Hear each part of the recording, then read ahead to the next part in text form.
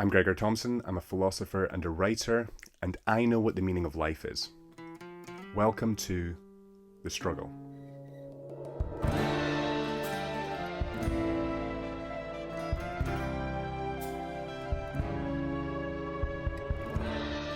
This episode is brought to you by The Struggle newsletter. This is a weekly email newsletter in which I send out for free every Sunday a short article concerning the art of embracing struggle. If you feel restricted in life, if something is holding you back, perhaps it's time to struggle your way towards freedom. If you're trying to be productive, you're trying to be healthy and to achieve your dreams, perhaps you're chasing the wrong thing. A lot of us believe that we should be aiming for happiness, but this is an unwise pursuit, as happiness comes and goes without any control from us. However, there is a way to be more fulfilled with life, and that is to embrace struggle, to exercise, to eat healthily, to have uncomfortable conversations, to take career risks, to discover who you are, and to be autonomous. That's the way to break free from whatever it is that's restricting you. And that's why I created a newsletter. Along with the article, I also provide tips, strategies, and recommendations such as movies, music, podcasts, and recipes to help along the way. To sign up for free, go to gregorthompson.com. The link will be in the show notes. Confirm your subscription and make sure you check your spam folder for your welcome newsletter and add me to your contacts to continue to receive it in your inbox every week for free. And that's it. You're on your way to struggling more and being more productive, healthy, and motivated. Now, let's get on with the struggle. This is episode 46 of The Struggle with me, Gregor Thompson, and it's the last episode of the year because I'm going to be taking a week's break for Christmas. So it seems only fitting that this episode be about helping and giving to others.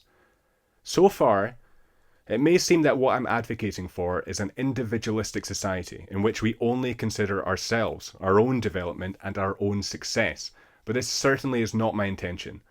Although I do believe that when we are healthy and courageous, we are more helpful to others, and whilst I'm not suggesting that we only consider our own quest for meaning without any regard for others, it is worth reminding yourself that your self-development journey is helpful to others in itself, because healthier and fulfilled people are better equipped to help others.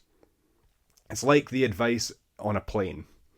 Get your own oxygen mask on before you help others. You're no good to people if you can't breathe.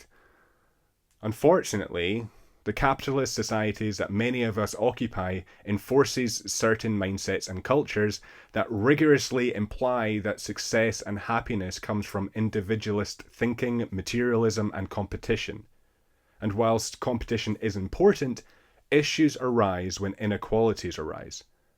Celebrated speaker, best-selling author, and personally one of my favourite thinkers, Dr. Gabor Mate, explores this issue in his book, The Myth of Normal. Quote, "Materialistic cultures generate notions, myths in effect, of selfish, aggressive striving and dominance as behavioural baselines, encouraging characteristics that place a lesser value on connectedness to others and to nature itself.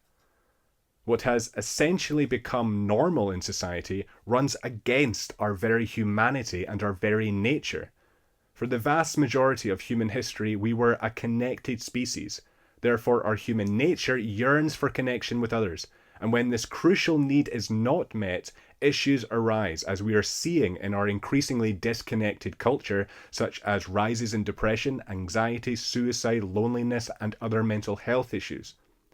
Therefore, I suggest that we strike a balance. Just like in order to progress, we must walk that tight line between chaos and order, the known and the unknown, we must also walk the tight line between community and individualism. We mustn't fill our time with purely individualistic pursuits and reject those around us. And we mustn't worry so much about what other people think, and we mustn't worry so much about other people that we forget to consider ourselves. Human flourishing comes from individual struggles as well as meaningful connection with others. So, this holiday season, remember to consider yourself, to ask yourself what you truly want. Acknowledge your emotions. Even if you think you shouldn't be feeling such and such emotion at this time of year, acknowledging it is better than ignoring it. But also, be present. Be present within your family and within your friendship group. Care for them and do your best to contribute to a positive end of year for all that you love and even all that you don't. Be kind to strangers. Let's all move into a new year feeling more connected to others and more connected to ourselves and our emotions. I wish you all the best for the coming year and hope you feel more compassion towards yourself and attain more freedom from all that restrained you through the struggle. Now, lastly, I just want to thank everyone who has watched or listened to the struggle this year. Some weeks it's been difficult to write and record, but with viewership and subscribers increasing, albeit slowly, and with the incredibly meaningful comments I've received thus far, there's nothing else I would want to spend my time doing. This project is partly me figuring out this unbelievably complex thing we call life and hoping there's some nuggets of gold in there for others, and partly a demonstration. A demonstration of how long and how much work it takes to build a successful podcast. I started this podcast on the 7th of January 2024. I've posted 46 episodes and 277 shorts in that time. So it's taken 1 year, 46 episodes and 277 shorts to gain 196 subscribers. That's not exactly groundbreaking figures. However, I plan on doing these little updates throughout the lifetime of the podcast to demonstrate the work, the effort, and the time it takes to achieve a meaningful ambition. Because the grander and the bigger the ambition, the more time and the more effort that's required. Now, these numbers might be depressing to you, but I see a graph in my head, and it's a straight line with low numbers and very small increases in subscribers, viewers, and listeners, and this line remains this way for years. However, based on the evidence of other successful podcasts, that line eventually shoots up sharply as the momentum of the podcast increases exponentially. Time plus effort and consistency equals success. So I'm fully expecting that this podcast will remain small for the next 2 years at least.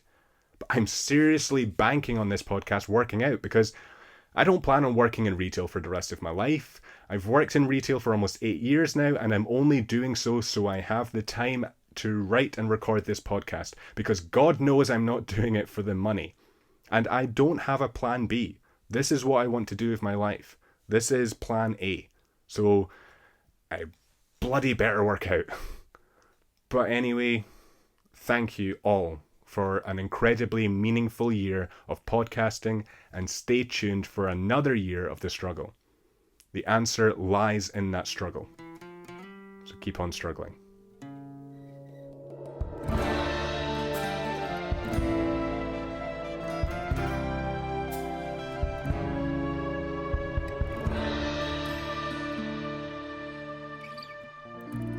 Just a few more things before you take off. Firstly, thank you for watching. It genuinely means a lot to see people viewing and liking the content. Second, if you're enjoying the content, please subscribe and share. Those are the best ways you can support the podcast. As you can probably tell, I don't have a ton of fancy equipment. I don't have a team behind me helping with marketing or editing the podcast. I don't have much resources. So any help is greatly appreciated. You can also stay up to date with everything I'm doing on social media. All of the links will be in the show notes. And you can also listen to the Struggle podcast on Spotify or Apple Podcasts. And lastly, keep on struggling.